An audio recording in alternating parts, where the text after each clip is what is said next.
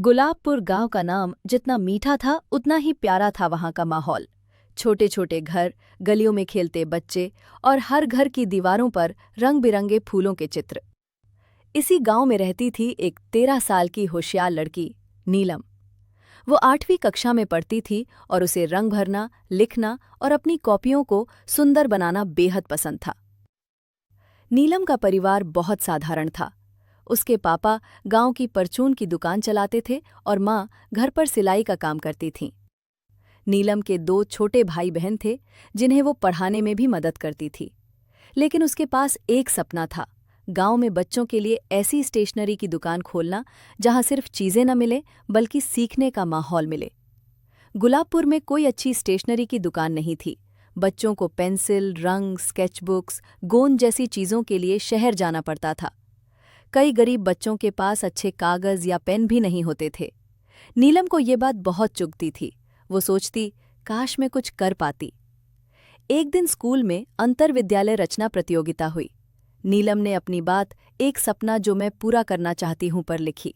उसने विस्तार से लिखा कि वो किस तरह से गांव में एक ऐसी दुकान खोलना चाहती है जो सिर्फ व्यापार न हो बल्कि बच्चों की कला, विज्ञान और कल्पना की प्रयोगशाला बने। उसकी रचना को पहला स्थान मिला और उसे 1000 रुपये का इनाम मिला। ये उसकी पहली कमाई थी। वो भागकर माँ के पास गई और बोली, माँ, मैं दुकान खोलना चाहती हूँ, स्टेशनरी की दुकान। माँ ने हैरानी से देखा, लेकिन फिर प्यार से कहा, अगर इरादा साफ है तो राह खुद बनती है। पापा ने घर के आगे एक छोटी सी खाली जगह दी जहां पहले गोदाम था।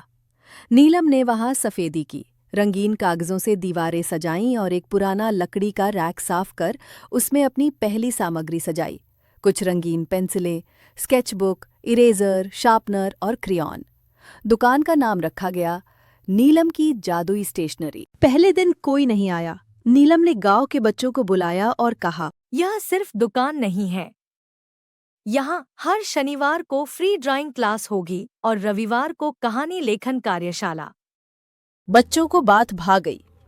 धीरे धीरे उसकी दुकान पर भीड़ लगने लगी, लेकिन असली चुनौती थी सामान का स्टॉक। 1000 से बहुत कुछ नहीं आता था। नीलम ने अपनी ड्राइंग्स बेचने का सोचा। उसने कुछ सुंदर बुकमार्क बनाए, हाथ से बनी डायरी की जिल्दें और रंगीन चार्ट्स। लोगों को पसंद आया। गांव की दीदी मौसी भी अपने बच्चों के लिए सामान खरीदने आने लगी।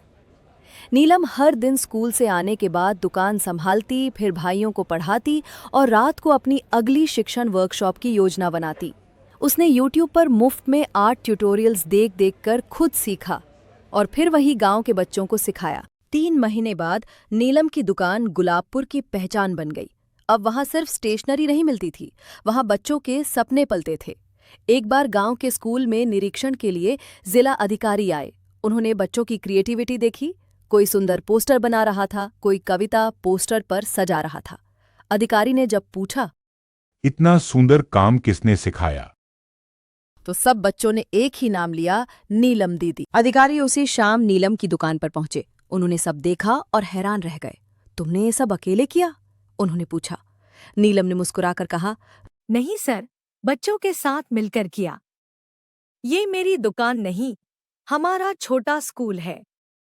कुछ हफ्तों बाद सरकारी योजना बेटी प्रेरणा केंद्र के तहत नीलम की दुकान को एक लर्निंग सेंटर घोषित कर दिया गया और उसे हर महीने किताबें, स्टेशनरी और कला सामग्री मिलने लगी। अब नीलम ने गांव की लड़कियों के लिए अलग से हफ्ते में 2 दिन रचनात्मक शिक्षा कार्यशाला शुरू की, जिसमें कहानी लेखन, पत्र लेखन, पोस्टर मेकिंग और यहाँ तक कि छोटे वैज्ञानिक प्रयोग भी सिखाए जाते थे।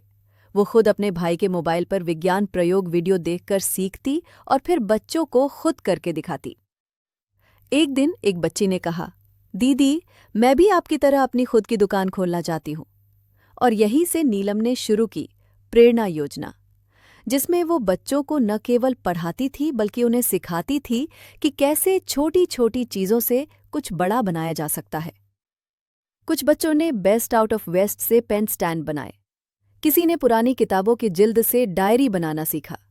नीलम ने उन बच्चों के लिए एक प्रदर्शनी लगाई, जहां गांव वालों ने बच्चों की चीजें खरीदी और उन्हें सराहा। एक दिन एक स्थानीय अखबार ने नीलम की जादुई दुकान पर लेख छापा।